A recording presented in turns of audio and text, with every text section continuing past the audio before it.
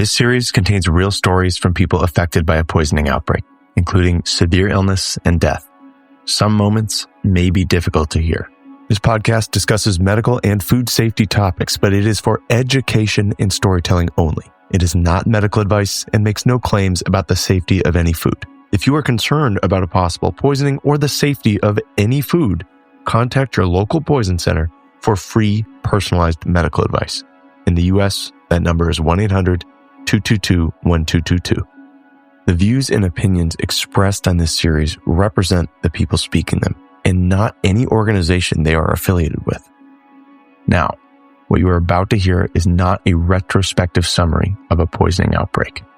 This story unfolds the way a real poisoning investigation does, in real time, with uncertainty, and with more questions than answers. You'll hear from survivors, families, clinicians, and public health investigators as they follow the clues, starting with symptoms, building theories, ruling things out, and sometimes being wrong before getting closer to the truth. So as you listen, remember, at the beginning of an outbreak, nobody knows what's going on. And that's exactly where we're starting. 6 people are now dead. Authorities say poisoned Tylenol capsules reached store shelves. Dozens became ill after drinking coffee investigators believe was deliberately poisoned. Health officials are tracking a cluster of lead poisonings linked to a popular fruit pouch sold for children. Investigators suggest the contamination may have been intentional. A train carrying hazardous chemicals derailed overnight, forcing thousands from their homes. Officials believe a toxic ingredient may be behind illnesses at a restaurant. Investigators are focused on a spice that should never have been in food. Experts say even a tiny amount can be fatal. Several deaths are now being reviewed. More than 50 people have reported symptoms. State health officials are now working to find the source. The company is offering a $100,000 reward for information on who may have added the poison. Authorities are calling it a poisoning. A mass poisoning. Another outbreak. A poisoning outbreak. An outbreak. An outbreak. An outbreak. A mass poisoning outbreak. Picture it. You're walking out the door of your favorite sushi restaurant, and suddenly your stomach starts to churn. Maybe just bad tuna? Until your phone buzzes with a breaking news alert. 2 people have died and dozens have been hospitalized after eating at the very same place you are walking out of. What would you do? Wait it out? Rush to the emergency department? How do doctors even know what poisoned you? Mass poisoning outbreaks don't feel real until you're living one. In 2023, that scenario happened in Bozeman, Montana at a sushi restaurant. 50 people sick, multiple hospitalized, some dead. And the culprit? A morel mushroom, which is exactly the problem. Because no one has ever died from a morel mushroom before. At least not based on everything I've been taught about mushroom poisoning, which is actually a lot. I should probably introduce myself. My name is Ryan Feldman. They actually told me I should say Dr. Ryan Feldman to help establish credibility. But I'd rather just tell you about what I do and let you decide. I'm a clinical toxicologist, a type of pharmacist who spent the last decade in emergency departments and poison centers, helping to identify and treat patients who have been poisoned. From heavy metals to plant toxins, snake bites to synthetic drugs, if it can poison you, I've probably seen someone cross its path. And when I'm not treating poisoning, I'm studying them. I've published dozens of papers on how to better manage poisoning and overdose, including studies on mushroom poisoning, for what it's worth. All that is to say, this is kind of what I live and breathe. It's how I spend my time. And in that time, I've had the opportunity to help care for some pretty unusual poisonings. Ones you might call a poisoning outbreak. Like when people started showing up to emergency departments pouring blood out of, well, everywhere after using a synthetic cannabis called spice. Poison control officials say over 40 people have now fallen ill after using a contaminated batch of synthetic drugs, which investigators say was laced with rat poison. As you can infer from that news clip, we pretty quickly figured out there was a blood-thinning rat poison inside of a drug supply. But some of the outbreaks I've been involved in were less straightforward. Like in 2019, when teenagers using vapes started showing up to hospitals with such severe lung damage, they needed lung transplants. Physicians at Henry Ford Hospital in Detroit announcing on October 15th they have performed what is believed to be the first double lung transplant on a teenage patient suffering from a severe vaping-related lung injury known as EVALI. That outbreak was called e-cigarette and vape-associated lung injury, or EVALI. And we're still not 100% sure we know exactly what the cause was. It can get messy trying to piece together the clues. I should clarify, I wasn't part of the official public health response team for any of these outbreaks. I was just a clinician on the front line, seeing patients come through the doors sick from something we didn't understand yet. Having been in the middle of 2 of these mass poisoning incidents, I can tell you they're chaotic. You don't know if this is going to be one isolated incident or something that goes away and pops back up. So, anytime there's a poisoning outbreak, I take notice. And these headlines particularly caught my eye. A mass poisoning has occurred in Bozeman, Montana, at a sushi restaurant, which has left more than 50 people sickened with gastric illness. And there are at least 2 confirmed deaths. Public health investigators believe the outbreak is linked to morel mushrooms. A mass poisoning outbreak in Montana being blamed on morel mushrooms. Yes, those morel mushrooms. If you're not familiar, these are a prized delicacy. There are online communities with millions of people dedicated to trying to find these mushrooms. So when I heard those headlines that morels were suddenly at the center of a deadly mass poisoning, I had a lot of questions. Because as a toxicologist, I work with poison centers to help treat patients who have been poisoned by mushrooms. I've seen some very bad cases, deadly ones. Mushrooms with names like the Destroying Angel or the Funeral Bell. I've spent years teaching which mushrooms cause seizures, which ones can kill you. And morels just weren't on that list. There had never been a single reported death from morel mushrooms in the medical literature. Not before this. Now, they're not completely harmless. Any mushroom lover will tell you you don't eat morels raw because they can make you throw up. But we don't know of any poisons in the morel mushroom. That's just a rule for any mushroom you pick off the forest floor. There is dirt and bacteria on there. If you don't cook them, they might make you vomit. Food safety 101. And even if some people get sick from eating them raw, that's not usually the kind of symptoms that kill people. So what I couldn't wrap my head around is how after 2,000 years of eating morels, we suddenly find out in a mass poisoning outbreak that they can kill us.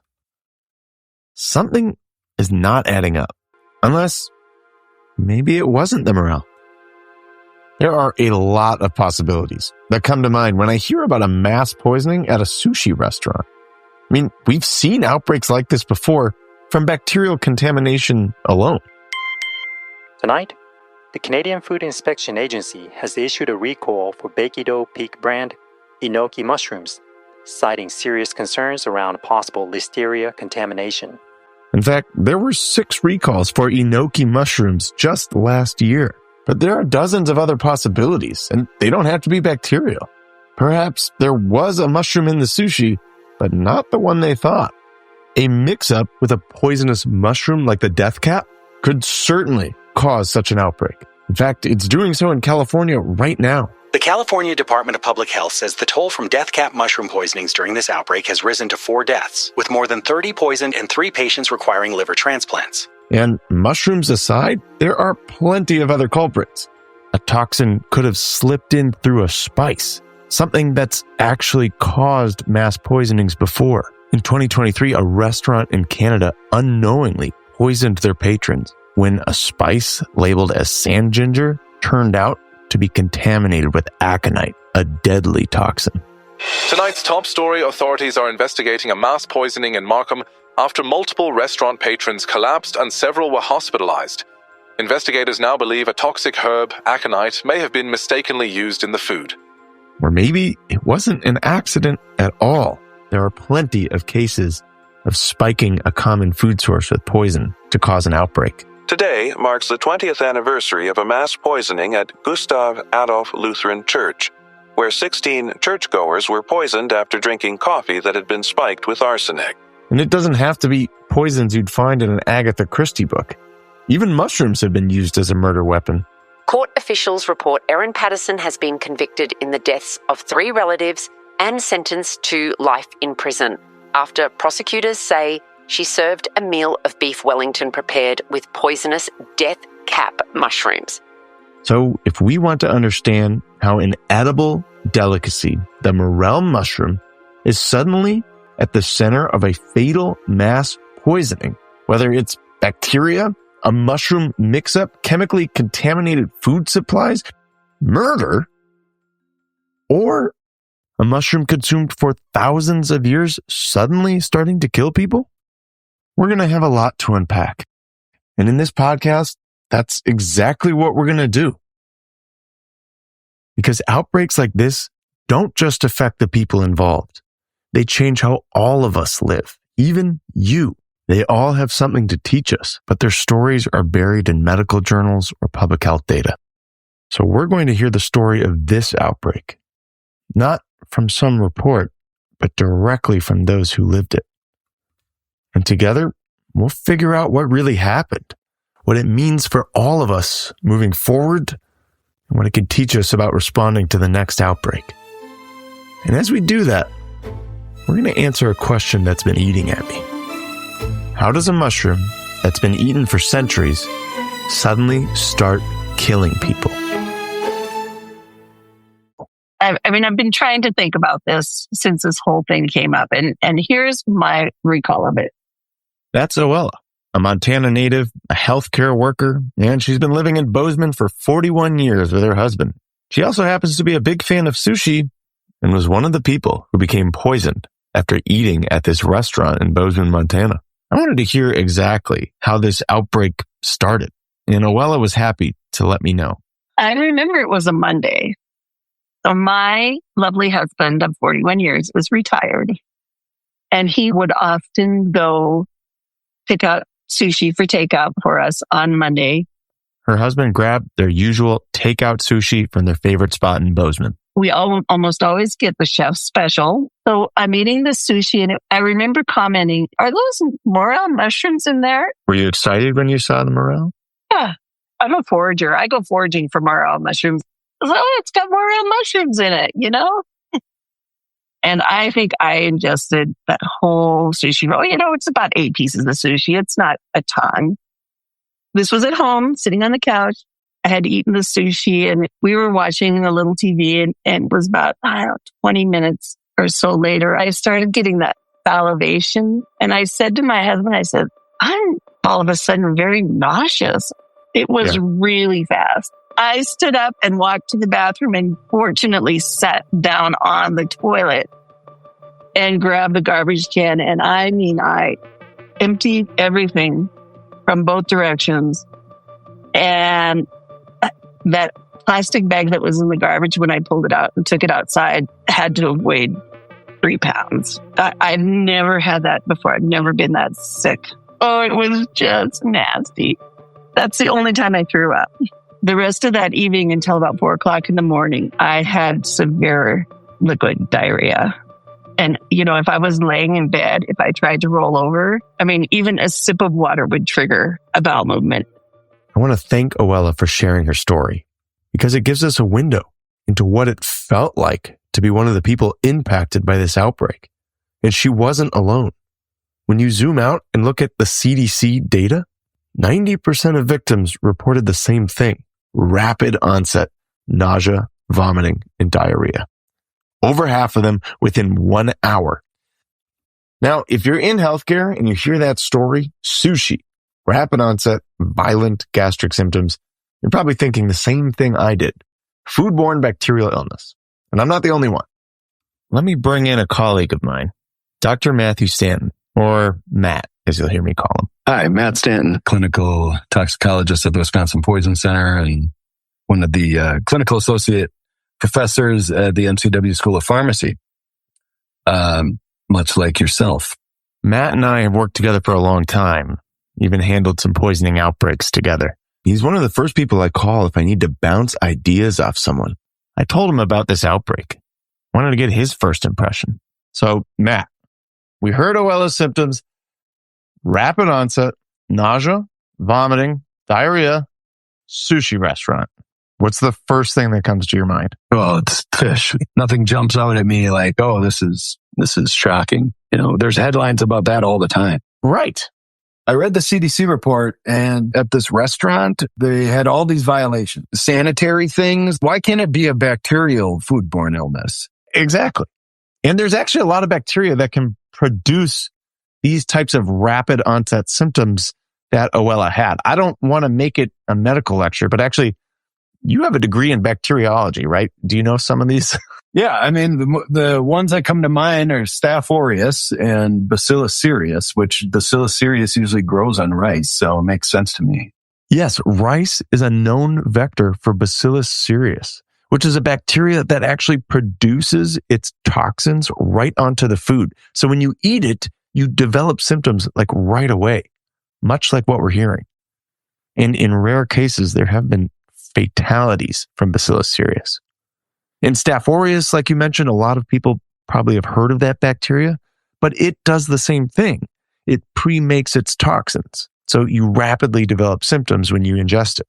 So spoiled food with some bacteria making toxins sounds very likely. Seem the most likely to me. So Oella's story doesn't rule out food poisoning, or even just a coincidental viral illness after she went out for sushi. One person getting sick isn't an outbreak, but we have the advantage of hindsight. We know it didn't stop with her. So then, on Wednesday when I came to work, I told the guys, man, you guys, I ate sushi Monday night. It just about killed me. I got instantly sick.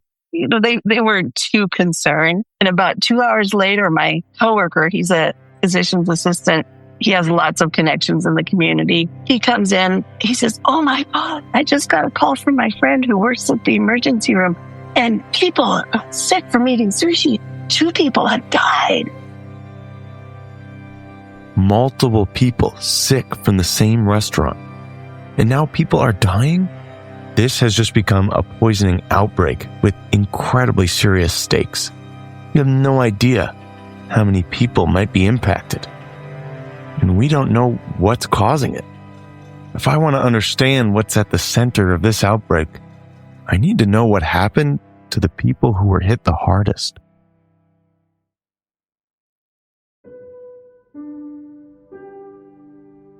She was a remarkably tough and resilient person with the patience of Job. Right? She put up with me for 34 years. No easy task. That's Jonathan Ventura. He's a career counselor at the Montana State University in Bozeman, a job he took after spending years as a consultant and science communicator for nuclear weapons. If you were wondering what that is, like I was, my jobs have always been directly related to nuclear weapons to help my friends who speak science to more effectively communicate with members of Congress and others who don't speak science. John was a nuclear warhead science translator for policymakers in Congress, a job I did not know existed. But as someone who tries to translate a lot of science myself and has a job that most people don't know exists, it resonates with me. But most importantly, John was the husband to Donna Ventura for 34 years. Donna was one of 5 children, and she started working when she was 15 years old, put herself through undergraduate and graduate school. They met while Donna was working for a travel agency on the East Coast, and John was working as an analyst in a think tank in D.C. A mutual friend set them up on a blind date at a restaurant. I think it was the Firehouse Bar and Grill. I don't know if it's still there or not. They ended up getting married. And Christopher followed a couple of years after we got married. That's Chris Ventura, John and Donna's son. I graduated law school at Texas A&M in 2017. and joined the Marine Corps. I originally wanted to enlist, but mom and dad put their foot down and said, you're going to be an officer and you're going to go to college first. So, was that more mom or more dad? I remember mom telling me that no, I had to go to college first. Before I moved out for law school, we basically just spent that whole summer with her teaching me how to cook so I could fend for myself and make something other than eggs and pasta. I've almost got her cookies to a close approximation of hers. Obviously, I don't think they'll ever be as good as hers. She really did her best to, and I think she obviously very much succeeded in giving back to the community. She volunteered for an organization called Warriors for Quiet Waters, and we both served as cooks. You know, amazing human being, considering all the volunteer work that she did. The Warriors for Quiet Waters, the library making meals, worked in the food bank as well. In my mind, the perfect mom. John and Donna spent most of their life in New Mexico at the Los Alamos National Lab where they both worked. In 2019, Donna retired and wanted to get out of the desert. They landed on Bozeman, Montana, where Donna got to enjoy the start of her retirement, volunteering and planning the construction of their dream home. But in 2023, well, it's hard to comprehend how quickly everything can change. Donna's life was upended by a single meal. She became one of the victims of this outbreak. And that's why I wanted you to hear who she was, not just her name. Because most people hear about poisoning outbreaks in headlines.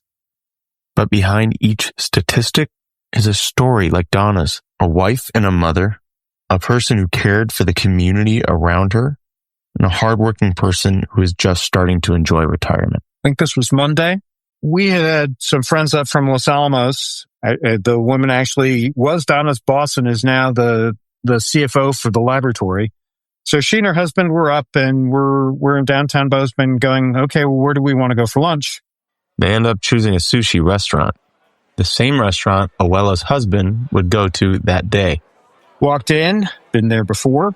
We all had appetizers and obviously we all had entrees. Donna was the only one that had the Morel special that day. Finished lunch. Everything seemed okay for, 15, 20 minutes. And we're walking around Bozeman and she turned to me and she said, I don't feel good. Could you take me home? Sure.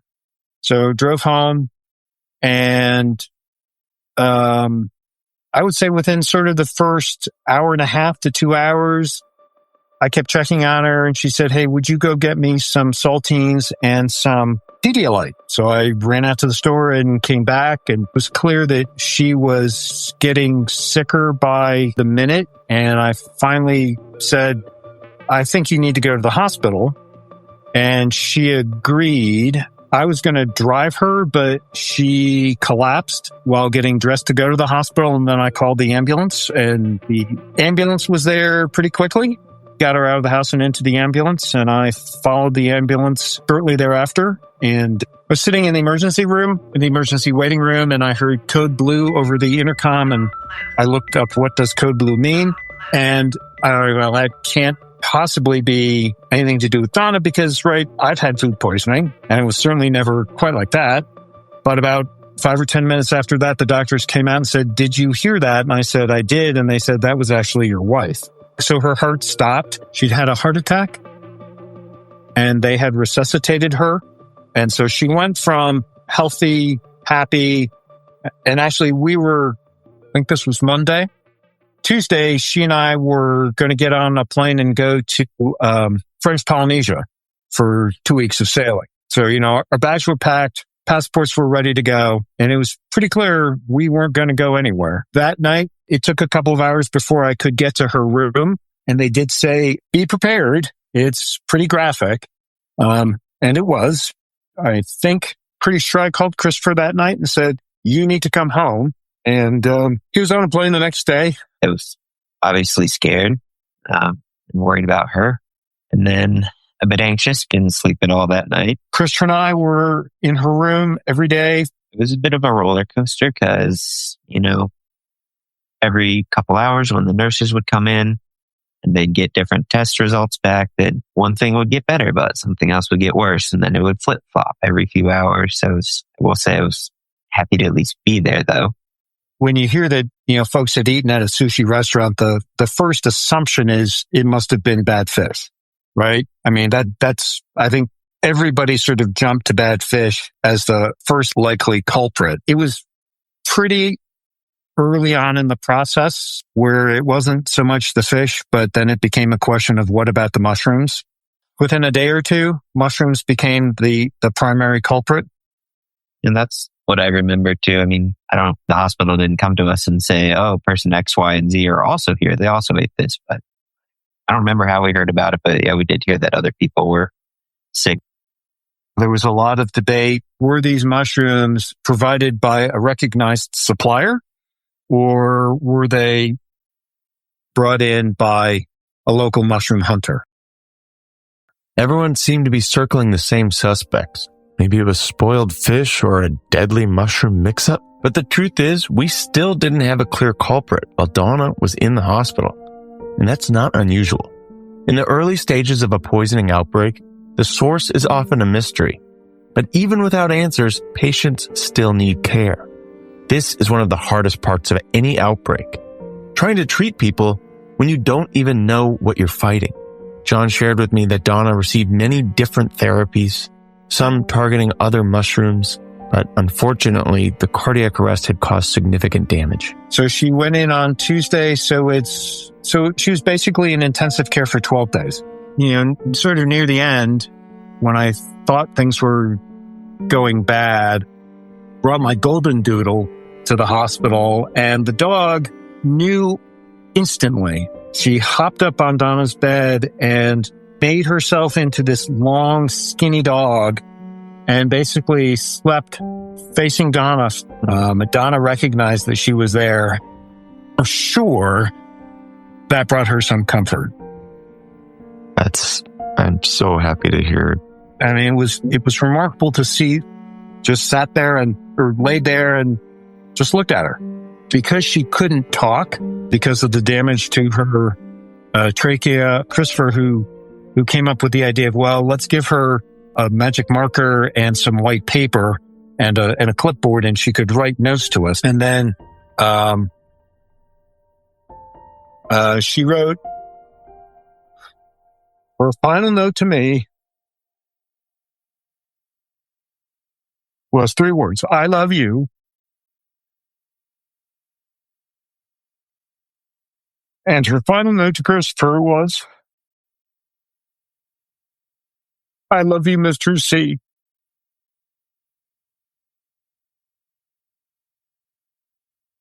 Sorry, I still have trouble with those. As hard today as it was when she gave them to us. Oh, okay. I'm good. I'm so sorry.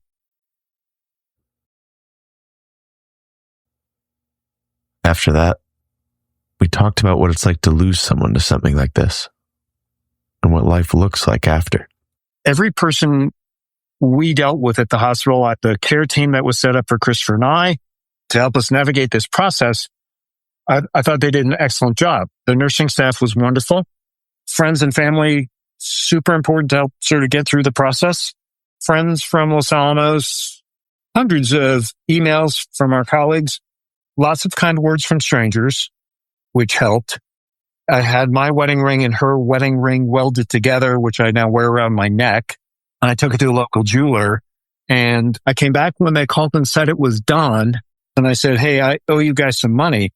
And the owner of the jewelry store said, no, you don't. She said, I'm paying for some of this, and there's 1 or 2 other merchants in town who want to help offset some of these costs. I mean, that was, completely blew my mind. And for those people who are victims, like Christopher and I, maybe the smartest thing I ever did was to actually go seek professional treatment, which was not something that I ever thought I'd do. Part of what's helped me sort of get through this, obviously aside from Christopher, is sort of looking at it going, well, relatively speaking, I'm pretty lucky in that we had a good marriage for 34 years. Not many people can say that. So from that perspective, I guess I did okay. I did good. I sat with John's words for a while after we hung up. A man who lost his wife of 34 years, telling me how lucky he was. just to have the time that he did. That's an incredibly powerful perspective for all of us. Finding gratitude, something positive, in the face of an event like this. It's what we're trying to do here. See what we can learn from this outbreak.